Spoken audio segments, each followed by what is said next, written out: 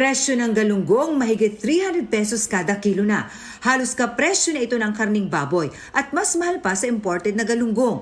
Umiiral ang closed fishing season sa galunggong sa Palawan simula noong November 1. Closed fishing season na rin para sa tamban sa Zamboanga Peninsula at panghuhuli ng iba pang isdang pangdilata sa Visayan Sea. Kaya nagbabadya rin tumaas pati presyo ng dilatang sardinas.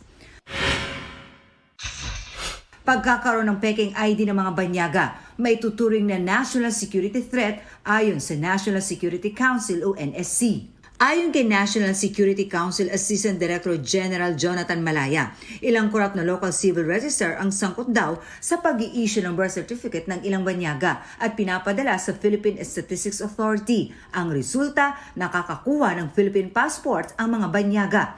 Iimbestigahan na ito ng NSC, katulong ang NBI at PSA. Marisol Abduraman, nagbabalita para sa GMA Integrated News.